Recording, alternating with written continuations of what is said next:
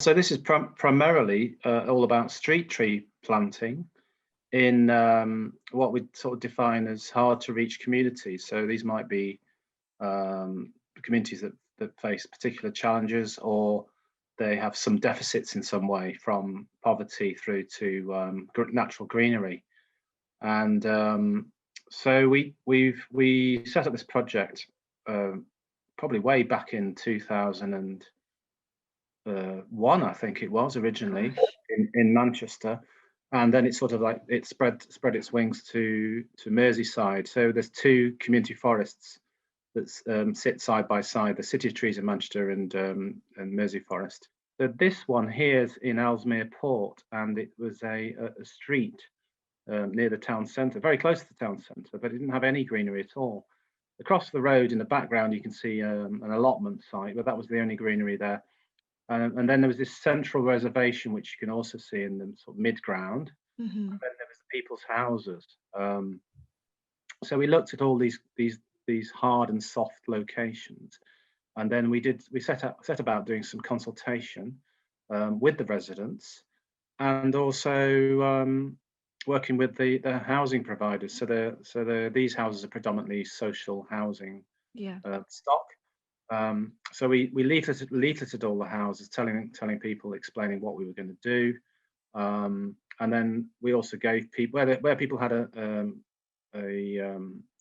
potentially have a tree outside the house. They had a choice of what sort of tree they could have. So they could either have a flowering cherry or a ornamental pear. That sort of thing, smaller trees. And then in large locations where there's room for larger trees, we'd be sort of providing larger species. So really following the principles of the right tree in the right place. Yeah. So here we engaged the community in actual activity to celebrate the planting. We invited some residents to come out and plant some trees around. Plant the trees with some perennial plants around the bottom of the trees.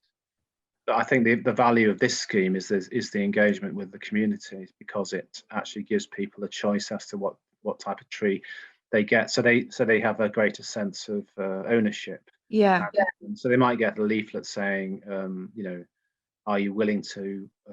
Well, they're asked the question: do you want, what sort of tree do you want, and will you be willing to water the tree? So those are the key things to tree survival, really. Yeah. As long as we get the design right and the right tree in the right place, people are generally quite happy. But occasionally the tree may perform in a different way to the way it was expected. So yeah. But the survival rates are very high.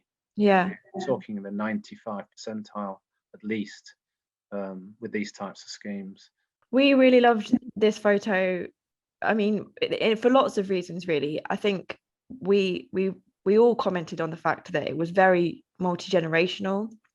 The fact that we've got people from kind of different age groups here, obviously sort of some people who are together as a family, and it just looks like a really diverse group of people, and it kind of feels like they are a community in every sort of sense. And we just love the fact that everyone looks so happy and so sort of pleased with themselves that there's this lovely new tree in their area.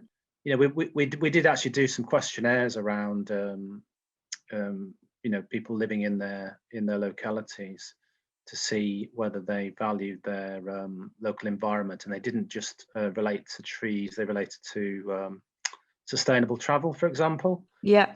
We asked people about walking and cycling, and their desires to do more walking and cycling in their area. Yeah, and presumably having more trees and more green spaces is going to encourage people to do more walking and cycling, because it's much more pleasant to be walking and cycling in these kinds of spaces.